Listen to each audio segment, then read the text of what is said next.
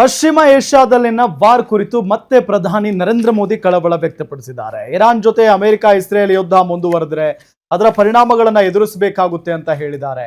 ರಾಜ್ಯಸಭೆಯಲ್ಲಿ ಮಾತನಾಡಿದ ಅವರು, ದೇಶಕ್ಕೆ ಒಂದು ದೊಡ್ಡ ಪರೀಕ್ಷೆ ಎದುರಾಗಲಿದೆ. ಈ ನಿಟ್ಟಿನಲ್ಲಿ ರಾಜ್ಯಗಳ ಸಹಕಾರ ಅತ್ಯಗತ್ಯ.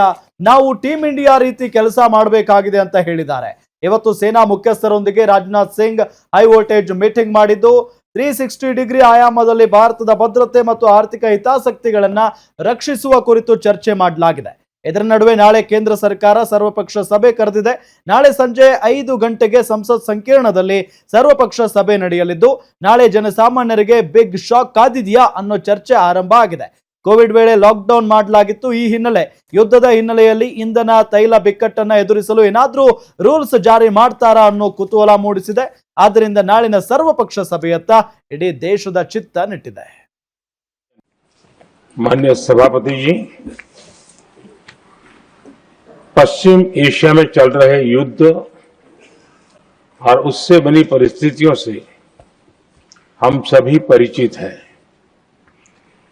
मैं आज संसद के उच्च सदन के सामने और देशवासियों के सामने इन विकट परिस्थितियों पर सरकार का पक्ष साझा करने के लिए उपस्थित हुआ हूं। पश्चिम एशिया में चल रहे इस युद्ध को 3 सप्ताह से अधिक का समय हो चुका है। इस युद्ध ने पूरे विश्व में गंभीर ऊर्जा संकट पैदा कर दिया है। भारत के लिए ಮೇಡಮ್, ಸರ್ವ ಪಕ್ಷಗಳ ಸಭೆ ಅಂದ್ರೆ ಒಂಥರ ಭಯಾನಕ. ಹೌದು, ಅಂದ್ರೆ ಇವತ್ತು ನಿನ್ನೆನೂ ಕೂಡ ಮಾತಾಡಿದ್ರು, ಇವತ್ತು ಕೂಡ ಮಾತಾಡಿದ್ರು. ಪದೇ ಪದೇ ನರೇಂದ್ರ ಮೋದಿ ಅವರು ಏನ್ ಹೇಳ್ತಾ ಇದ್ದಾರೆ ಅಂದ್ರೆ, ಒಂದು ದೇಶಕ್ಕೆ ಒಂದು ದೊಡ್ಡ ಪರೀಕ್ಷೆ ಎದುರಾಗಲಿದೆ. ಆ ನಿಟ್ಟಿನಲ್ಲಿ ರಾಜ್ಯಗಳ ಸಹಕಾರ ಅತ್ಯಗತ್ಯ ಮತ್ತು ನಾವೆಲ್ಲರೂ ಕೂಡ ಟೀಮ್ ಇಂಡಿಯಾ ರೀತಿಯಲ್ಲಿ, ಟೀಮ್ ಇಂಡಿಯಾ ಅಂತಂದ್ರೆ ಎಲ್ಲರೂ ಒಗ್ಗಟ್ಟಾಗಿ ನಾವು ಮುಂದುವರಿಬೇಕಾಗಿದೆ. ಈ ಹಿನ್ನೆಲೆಯಲ್ಲಿ ಸೇನಾ ಮುಖ್ಯಸ್ಥರ ಜೊತೆ ಮೀಟಿಂಗ್ ಮಾಡಿದ್ರು, ರಾಜನಾಥ್ ಸಿಂಗ್ ಅವ್ರ ಜೊತೆಗೆ ಮೀಟಿಂಗ್ ಮಾಡಿದ್ರು ಮತ್ತು ಈಗ ಸರ್ವಪಕ್ಷಗಳ ಸಭೆ ಕೂಡ ಮಾಡ್ತಾ ಇದ್ದಾರೆ. ನಾಳೆ ಸಂಜೆ 5 ಗಂಟೆಗೆ ಸರ್ವಪಕ್ಷಗಳ ಸಭೆ ಮಾಡಿದ್ದಾರೆ. ಈಗ ನಾವು ನಮ್ಮ ಪ್ರಧಾನಿಗಳ ಒಂದು ಡಿಪ್ಲೊಮಸಿ ಹೇಗಿದೆ, ಅವ್ರು ತೆಗೆದುಕೊಂಡಿರುವಂತಹ ನಿರ್ಧಾರಗಳು ಹೇಗಿದೆ, ಅವ್ರು ಹೇಗ್ ಪ್ರಿಪೇರ್ ಆಗಿದ್ರು, ಅವ್ರು ಹಿಂಗ್ ಮಾಡ್ಬೋದಾಗಿತ್ತಾ, ಅವ್ರು ಹಂಗ್ ಮಾಡ್ಬೋದಾಗಿತ್ತಾ, ಅವ್ರು ಹಂಗ್ ಮಾತಾಡ್ಬೋದಾಗಿತ್ತಾ, ಹಿಂಗ್ ಮಾತಾಡ್ಬೋದಾಗಿತ್ತಾ ಅನ್ನೋ ಚರ್ಚೆಗಳೆಲ್ಲ ಈಗ ನಗಣ್ಯ. ಈಗ ಏನೋ ಒಂದು ದೊಡ್ಡದು ಕಾದಿದೆ, ಅದಕ್ಕೆ ನಾವೆಲ್ಲರೂ ರೆಡಿ ಆಗ್ಬೇಕು ಅಂತ ಸ್ವತಃ ಪ್ರಧಾನಿಗಳು ಎಲ್ಲರಿಗೂ ಎಚ್ಚರಿಕೆಯನ್ನ ಕೊಟ್ಟಿದ್ದಾರೆ. ಅದು ರಾಷ್ಟ್ರದ ಜನತೆಗೂ ಸೇರಿದಂತೆ, ವಿಪಕ್ಷಗಳಿಗೂ ಸೇರಿದಂತೆ ಪ್ರತಿಯೊಬ್ಬರಿಗೂ ಕೂಡ ಒಂದು ಎಚ್ಚರಿಕೆಯ ಸಂದೇಶವನ್ನ ರವಾನೆ ಮಾಡಿದ್ದಾರೆ. ಕೊರೋನಾದಂತಹ ಪರಿಸ್ಥಿತಿ ಎದುರಾಗಬಹುದು. ಕೊರೋನಾ ಅಂದ್ರೆ ಲಾಕ್ ಡೌನ್ ಆಗುತ್ತೆ ಅಂತ ಅಲ್ಲ, ಕೆಲವು ಕಡಿವಾಣಗಳು ಬೀಳಬಹುದು. ಈಗ ಉದಾಹರಣೆಗೆ ಹೇಳ್ತಾ ಇದ್ದಾರೆ, 14.2 kg ಇರುವಂತಹ ಸಿಲಿಂಡರ್ ಗ್ಯಾಸ್ 10 kgಗೆ ಇಳಿಬಹುದು ಅಂತ. ಬಟ್ ಅದನ್ನ ಸರ್ಕಾರ ರಿಜೆಕ್ಟ್ ಮಾಡಿದೆ. ಅಂದ್ರೆ ನಾನು ಹೇಳ್ತಿರೋದು, ಆ ರೀತಿಯಾದಂತ ಕಡಿತದ ಮಾತುಗಳು, ಕಡಿವಾಣದ ಕೆಲವೊಂದು ರೂಲ್ಸ್ ಬರಬಹುದೇನೋ, ಅಥವಾ ಇನ್ನು ವೆಸ್ಟ್ ಏಷ್ಯಾದಲ್ಲಿ ನಡೀತಾ ಇರುವಂತಹ ಏನು ಯುದ್ಧದಂತಹ ಪರಿಸ್ಥಿತಿಗೆ ಈ 5 ದಿನಗಳ ಟೈಮ್ ಒಳಗಡೆ ದೊಡ್ಡದೇನೋ ಸಂಭವಿಸಬಹುದು. ಅದಕ್ಕೆ ಎಲ್ಲಾ ದೇಶಗಳು ಕೂಡ ರೆಡಿ ಆಗ್ತಾ ಇವೆ. ಅದರ ಪರಿಣಾಮ ಭಾರತದ ಮೇಲೂ ಕೂಡ ಈಗಾಗಲೇ ಬಿದ್ದಿದೆ. ಈಗಾಗಲೇ ನಾವು ಬಹಳಷ್ಟು ನಷ್ಟವನ್ನ ಅನುಭವಿಸ್ತಾ ಇದ್ದೀವಿ. ಅದರ ಜೊತೆಗೆ ದೇಶದ ಆಂತರಿಕ ಮತ್ತು ಬಾಹ್ಯ ಭದ್ರತೆಯ ವಿಚಾರದಲ್ಲೂ ಕೂಡ ಕಠಿಣವಾದಂತಹ ನಿರ್ಧಾರಗಳನ್ನ ತೆಗೆದುಕೊಳ್ಳುವ, ಒಂದು ವೇಳೆ ಯುದ್ಧ ಇದು ರೀಜನಲ್ ವಾರ್ ಆಗಿ ಮಾರ್ಪಟ್ಟರೆ ಭಾರತ ಯಾವ ರೀತಿ ಸೇನೆ ಬಲದೊಂದಿಗೆ ಮತ್ತು ಎಲ್ಲಾ ರೀತಿಯಾದಂತಹ ಭದ್ರತೆಯ ವಿಚಾರದಲ್ಲಿ ಕೈಗೊಳ್ಳಬೇಕಾದಂತಹ ಮುಂಜಾಗ್ರತೆ ಮತ್ತು ಯಾವ ರೀತಿ ಸನ್ನದ್ಧರಾಗಿರ್ಬೇಕು ಅನ್ನೋದಕ್ಕೆ ಸಂಬಂಧಪಟ್ಟಂತೆ ಭಾರತ ಕೂಡ ತನ್ನನ್ನ ತಾನು ಪ್ರಿಪೇರ್ ಮಾಡ್ಕೊಳ್ತಾ ಇದೆ. ಅದರ ಭಾಗವಾಗಿ ಸರಣಿ ಮೀಟಿಂಗ್ ಗಳನ್ನ ಪ್ರಧಾನಮಂತ್ರಿಗಳು ಮಾಡ್ತಾ ಇದ್ದಾರೆ.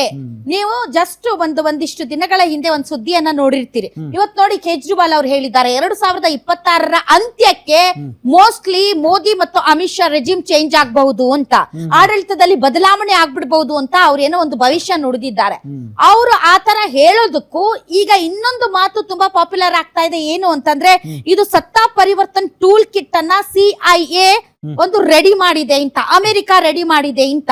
ಸೊ ಅಮೆರಿಕ ಈಗ ಹುಚ್ಚಾಟಗಳಲ್ಲಿ ಯಾವ ದೇಶದಲ್ಲಿ ಏನ್ ಮಾಡುತ್ತೆ, ಯಾವ ದೇಶದಲ್ಲಿ ಯಾವ ರೀತಿಯಾದಂತಹ ಬೇಹುಗಾರಿಕೆ ಗೂಢಚರ್ಯ ಮಾಡ್ತಾ ಇದೆ, ಯಾವ ರೀತಿಯಾದಂತಹ ಟೂಲ್ ಕಿಟ್ ಗಳನ್ನ ಅಳವಡಿಸಿ ತನಗೆ ಹೇಗ್ ಬೇಕೋ ಹಾಗೆ ದೇಶಗಳನ್ನ ತನ್ನ ಕಪಿಮುಷ್ಟಿಗೆ ತೆಗೆದುಕೊಳ್ಳೋದಕ್ಕೆ ಅದು ಒಂದು ರೀತಿಯ ವಾರ್ ಅನ್ನ ಮಾಡ್ತಾ ಇದೆ ಎಲ್ಲಾ ದೇಶಗಳಲ್ಲಿ. ತುಂಬ ಖುಷಿ ಆಗ್ತಾ ಇದೆ. ಯಾಕೆಂದರೆ ಇವತ್ತು ಎಷ್ಟೋ ಜನ ಮಹಿಳೆಯರು ಹೇಳ್ತಾ ಇದ್ರು, ನನಗೆ PCOD ಪ್ರಾಬ್ಲಮ್ ಇತ್ತು ಸರ್, ಥೈರಾಯ್ಡ್ ಪ್ರಾಬ್ಲಮ್ ಇತ್ತು ಸರ್, ಆರಾಮಾಗಿ ನಾನು ಸಣ್ಣ ಆದೆ ಸರ್, ತುಂಬ ಥ್ಯಾಂಕ್ ಯು ಅಂತ ಎಷ್ಟೋ ಜನ ಹೇಳ್ತಾ ಇದ್ರು. ನಿಮಗೆ PCOD ಪ್ರಾಬ್ಲಮ್ ಇರಲಿ, ಥೈರಾಯ್ಡ್ ಪ್ರಾಬ್ಲಮ್ ಇರಲಿ, 100% ನೀವು ಸಣ್ಣ ಆಗಬೇಕು, ಆರೋಗ್ಯದಲ್ಲೂ ಸಮೇತ ತುಂಬ ಚೇತರಿಕೆ ಆಗಬೇಕು ಅಂದರೆ ಪ್ರತಿದಿನ ನಮ್ಮ ಜೀನಿ ಸ್ಲಿಮ್ನ ಯೂಸ್ ಮಾಡಿ. ಯಾಕೆಂದರೆ ಜೀನಿ ಸ್ಲಿಮ್ಮು ಒಂದು ಉತ್ತಮ ಆಹಾರ.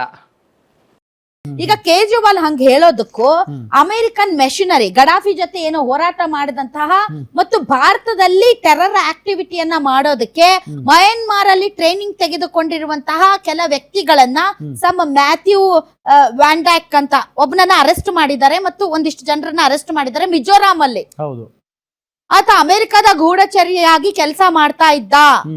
ಇಲ್ಲಿ ಏನೋ ಒಂದು ಎಲ್ಲರೂ ಹೇಳೋ ತರ ಅಥವಾ ಬಹಳಷ್ಟು ಜನ ಹೇಳೋದು, ಈ ಸತ್ತಾ ಆಡಳಿತ ಬದಲಾವಣೆಗೆ ಸಂಬಂಧಪಟ್ಟಂತೆ ಏನೋ ಮಾಡೋದಕ್ಕೆ ಆತ ಬಂದಿದ್ದ, ಆತನನ್ನ ಅರೆಸ್ಟ್ ಮಾಡಲಾಗಿದೆ. ಸೊ ಆತ ಅಮೆರಿಕಾದವನು, ಆತನನ್ನ ಬಿಡಿಸ್ಕೊಳ್ಳೋದಕ್ಕೆ ಅಮೆರಿಕ ಬಹಳಷ್ಟು ರೀತಿಯಾದಂತಹ ಕಸರತ್ತುಗಳನ್ನ ಮಾಡುವಂತಹ ಸಾಧ್ಯತೆ ಇದೆ ಅನ್ನೋದು ಮತ್ತೊಂದು ಕಡೆ. ಇನ್ನೊಂದು ಕಡೆ ಈತ ಬಂದು ಹೋಗೋದಕ್ಕೂ ಪರಿಸ್ಥಿತಿಗಳು ಈತನನ್ನ ಅರೆಸ್ಟ್ ಮಾಡಿರೋದಕ್ಕೂ ಕೇಜ್ರಿವಾಲ್ ಅವರು ಸತ್ತಾ ಪರಿವರ್ತನೆ ಆಗುತ್ತೆ ಅಂತ ಹೇಳಿರೋದಕ್ಕೂ ಮತ್ತು CIA ಇಲ್ಲಿ ಏನೋ ಮಾಡೋದಕ್ಕೆ ಹೊರಟಿದೆ ಅನ್ನುವಂತಹ ಕೆಲವೊಂದು ಆಕ್ಟಿವಿಟೀಸ್ ಅನ್ನ ಈಗೇನು ಪೊಲೀಸರು ಭೇದಿಸ್ತಾ ಇದ್ದಾರೆ ಅದಕ್ಕೂ ಇದೆಲ್ಲದಕ್ಕೂ ಕೂಡ ಭಾರತ ಈಗ ಪ್ರಿಪೇರ್ ಆಗ್ಬೇಕಾಗಿದೆಯಲ್ಲ. ರಷ್ಯಾ ಈ ಮಧ್ಯೆ ಭಾರತದ ಪ್ರಧಾನಿಯನ್ನ ಕೊಂಡಾಡಿದೆ. ಯಾಕೆ ಅಂತಂದ್ರೆ ಆ ಒಂದು ಅಮೆರಿಕ ಮಿಷನರಿಯನ್ನ ಏನು ಅರೆಸ್ಟ್ ಮಾಡಲಾಗಿದೆ, ಈ ವಿಚಾರದಲ್ಲಿ ರಷ್ಯಾ ಏನೋ ಇನ್ಫಾರ್ಮೇಶನ್ ಕೊಟ್ಟಿತ್ತು ಅಂತನೋ ಅದಕ್ಕೊಂದು ಸ್ಟೋರಿ ಹೇಳ್ತಾ ಇದ್ದಾರೆ. ಸೊ ರಷ್ಯಾ ಭಾರತವನ್ನ ಹೊಗಳಿದೆ ಮತ್ತು ಅತಿ ಶೀಘ್ರದಲ್ಲಿ ಪ್ರಧಾನಿ ನರೇಂದ್ರ ಮೋದಿ ಅವರು ರಷ್ಯಾಗೆ ವಿಸಿಟ್ ಮಾಡ್ತಾ ಇದ್ದಾರೆ ಅಂತ ಹೇಳಿದ್ದಾರೆ. ಬಟ್ ಭಾರತದಲ್ಲಿ ಯಾವ ಮಾಧ್ಯಮಗಳು ಕೂಡ ಹೇಳಿಲ್ಲ, ಬದಲಾಗಿ ರಷ್ಯಾದಲ್ಲಿ ಹೇಳಲಾಗಿದೆ ದಟ್ ಪ್ರಧಾನಿಗಳು ಅತಿ ಶೀಘ್ರದಲ್ಲಿ ಮೋದಿ ಅವರು ರಷ್ಯಾಗೆ ಭೇಟಿ ಕೊಡ್ತಾ ಇದ್ದಾರೆ ಅಂತ. ಅದ್ರ ಮಧ್ಯೆ ಏನೋ ದೊಡ್ಡದಾಗ್ತಾ ಇದೆ, ಅದಕ್ಕೆ ನರೇಂದ್ರ ಮೋದಿ ಅವರು ಸಾಲು ಸಾಲು ಮೀಟಿಂಗ್ ಗಳನ್ನ ಮಾಡ್ತಾ ಇದ್ದಾರೆ. ಈಗಾಗಲೇ ತೈಲ ಬೆಲೆ ಜಾಸ್ತಿ ಆಗಿದೆ, ಗ್ಯಾಸ್ ಕೊರತೆ ಇದೆ, ರಾಷ್ಟ್ರ ಸಿಕ್ಕಾಪಟ್ಟೆ ತೊಂದರೆಯಲ್ಲಿದೆ. ಯಾಕೆಂದ್ರೆ ಚಿಂತೆಯ ದಿನಗಳು ಮುಂದೆ ಇವೆ ಅಂತ ಸ್ವತಃ ಪ್ರಧಾನಿಗಳೇ ಹೇಳ್ತಾ ಇದ್ದಾರೆ. ಬಹಳಷ್ಟು ಫ್ಯಾಕ್ಟರಿಗಳು ಬಂದಾಗಿವೆ, ಫ್ಯಾಕ್ಟರಿಗಳು ಬಂದಾದ್ರೆ ನಮ್ಗೆ ರಾಜಸ್ವ ಸಿಗೋದಿಲ್ಲ, ರಾಜಸ್ವ ಸಿಗದೆ ಇದ್ರೆ ಸಬ್ಸಿಡಿಗಳನ್ನ ಕೊಡೋಕಾಗೋದಿಲ್ಲ.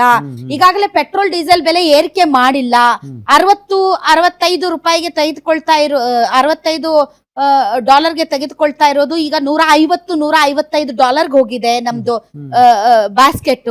ಆದ್ರೆ ಅದು ಗ್ರಾಹಕರಿಗೆ ಇನ್ನೂ ಪರಿವರ್ತನೆ ಮಾಡಿಲ್ಲ, ಮುಂದೆ ಮಾಡುವಂತಹ ಸಾಧ್ಯತೆನೂ ಇರಬಹುದು, ಗೊತ್ತಿಲ್ಲ ನಮ್ಗೆ.